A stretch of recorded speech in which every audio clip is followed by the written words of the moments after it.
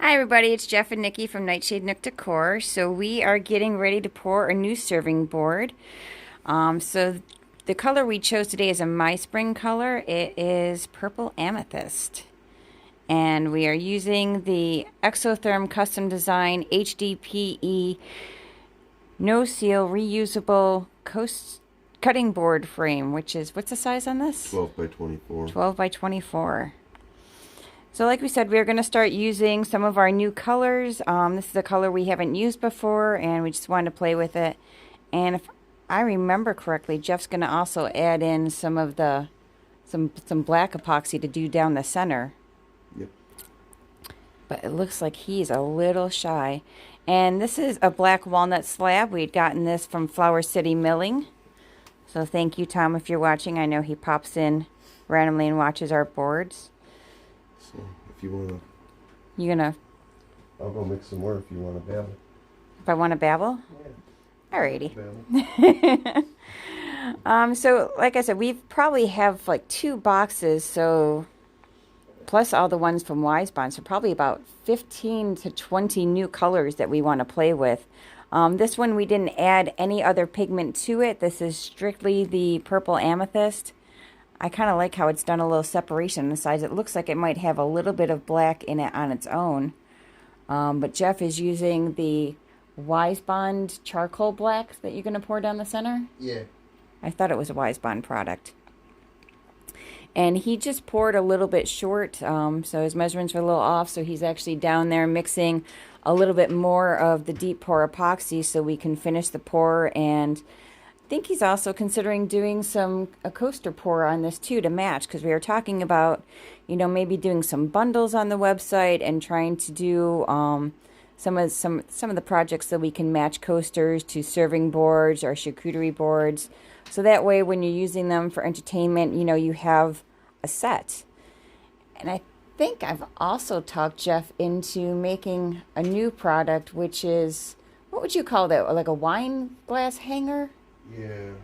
It kind of fits over the top of a wine bottle. It's got like a hole in the center. It's a live edge piece, which has a river stream in the center of it, and then the cutouts to hold the wine glasses as you're carrying it out to the patio or deck, wherever you may be entertaining this summer, because I'm assuming we're going to be back to entertaining people this summer with all the vaccines that have been going out. That, and I think people are kind of sick of not hanging out. I think we've all just had enough. Oh, that's right. You need to change that battery. So I think we're going to take a peek down here and kind of watch him mix this up, because I think this is a really neat process, because I like it when he uses the drill. And here is the Mermaid Dust cutting board, which actually you can see now it has a little bit more of that green color to it, unlike last night where it was looking pretty blue. So I'm thinking it was the lights in the shop, because this looks really, really green. It's very cool.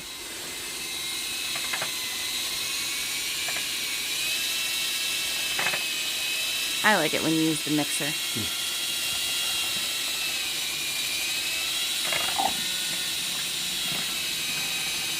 See, on the camera, that color looks like it has a lot of different colors in it. Like it looks like it has a little bit of a blue hue to it from the camera. I see blue hue, and I see some, you know, a lot of purple, obviously, and some black.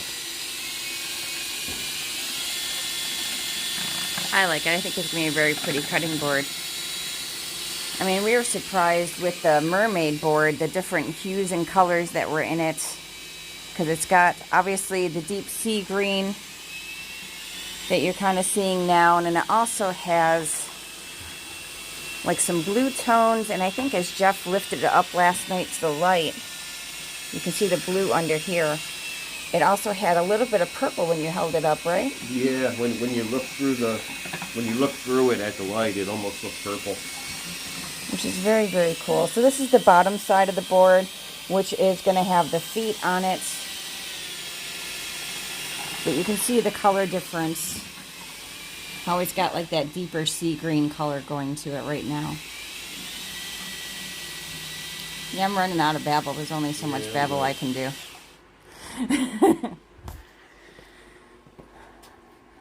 And he's got the coaster frame all set, which is in the Exotherm Custom Design hdpe coaster form, which is no seal and reusable as well.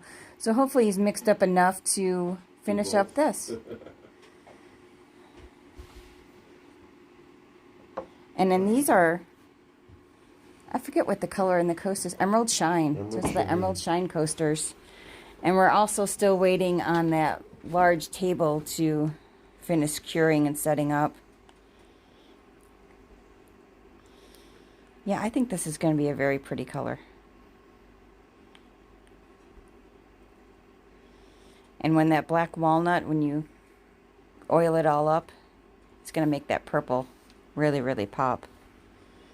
And I like the idea of the addition of the black streak down the center. Kind of like the, I can't remember what we called it, that pearl and black cutting board that we made. Yeah, the spine. Yeah, we're going to need more if we're going to do coasters. Okay. That's fine. We don't have to do coasters right now.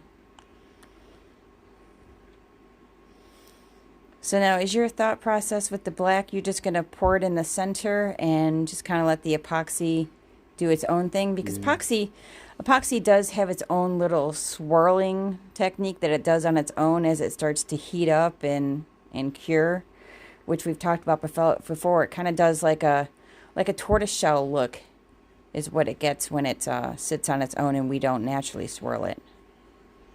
There's a lot of air bubbles in there. It's because you use the mixer.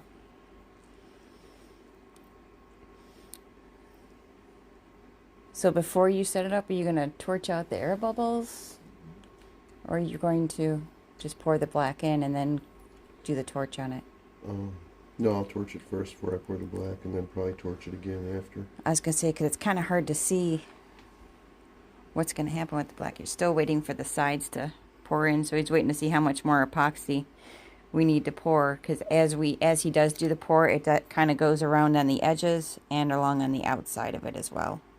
So it hasn't quite filled up the outside edges. Oh, hi, Deidre. Thank you for watching. I think this is pretty. I like that we're using all the new colors. Yeah, new colors are fun. It's always fun to play with new stuff.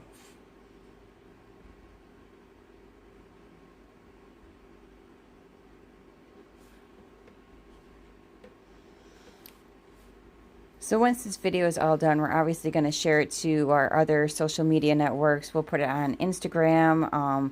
We've been putting a lot of them on our Pinterest page lately. Also on our YouTube channel. All of which is just Nightshade Nook Decor. So you guys are welcome to follow us on other platforms. She waved to me. That's so cute.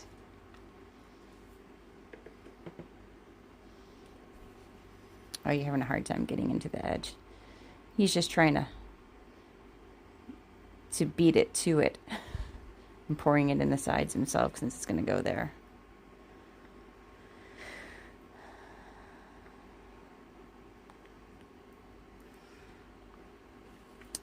You didn't bring the torch down with you? Yeah, I did. Did you? Yeah, it's over here. Oh, it's behind you. I didn't see it. So it looks like it's actually going to be a decent day out. I was a little concerned that we were supposed to get that storm yesterday, but it seemed to bring some winds, and that was it. This is how out of babble I'm at. I know, right? You've got me talking about weather. And once this board is all done and out of the frame, we'll obviously do a video so you guys can see how it turned out.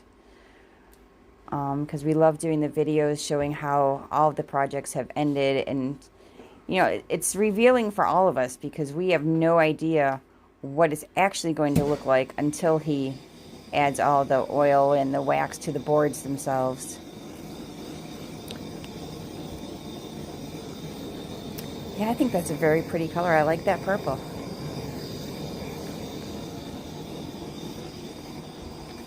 In the natural light, it does have a little bit of a blue tone to it. But I think that's a really, really pretty purple board.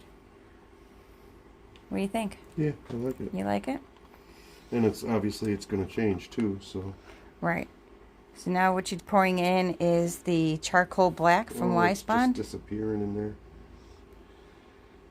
Yeah, it's just disappearing.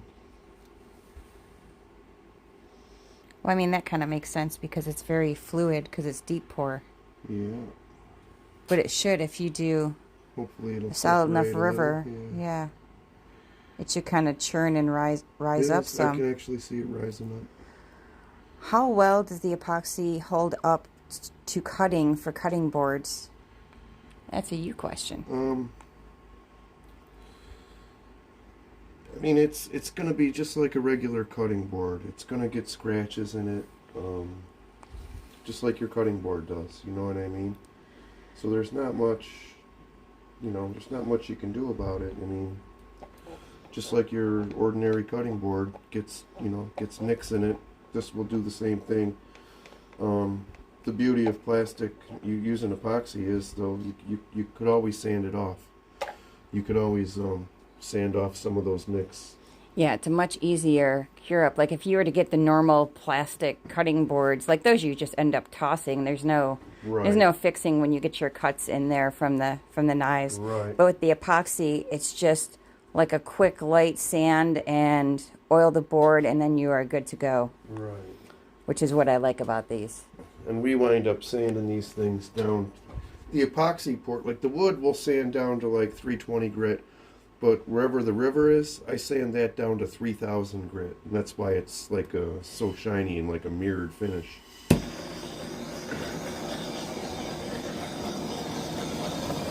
And I think a lot of the people who have bought these have been using them just as serving boards and charcuterie boards. Yeah, most people decide once they get them that they're too pretty to cut on. And they just use them to serve food on. Most of them don't even want to touch it when we give it to them. They're like, oh, it's so pretty. Can I touch it? Yeah, that's true too. Okay, so this one's good to go. We're just going to... I think that's going to look really cool. Yeah, we're going to let that... We're not going to swirl this. Yeah, we're going to let it bubble up naturally and see how it comes out. Over the course of the next few hours, the epoxy will move as it heats up and reacts. As the resin reacts with the hardener, it'll sort of, I don't want to say boil because it's not going to get that hot, but it just changes all the pigments around and it moves everything around in there. If you actually shot it with a time-lapse camera, it looks really cool. It almost looks like it's boiling on a really time-lapse camera. Yeah, if you did it with a time-lapse camera, it really does look like it's boiling. And it's something at some point we should probably do because I think that's just so neat. I remember watching that video with you and I was like, what is going on with the epoxy? And you're just like, yeah, that's just it showing what it does over time. Yeah. Okay, so we're good with this one. Like I said, we can post later on a picture of how it's turning out. But this one has a long way to go. Deep pour epoxy takes a very, very long time to set up. Probably 24 hours. I think that's a good idea. I think we should do like a picture later tonight, like just kind of an update of where it's at because we haven't done that before. And I like that people like watching us do these projects. And I think going through all the steps and showing you guys would be a great advantage. Yeah, in fact, I'll take a picture of what it looks like now, and then we can compare. Do the comparison? Yeah, we'll do a comparison photo of what it looks like 12 hours from now. Sounds good. Okay, guys, well, thank you very much for watching. Thank you for your questions. Don't forget to like and share our videos. If you have any other questions, please post them in the comments. We always do respond to and read all of our comments. So you guys have a great day, and we'll talk to you later.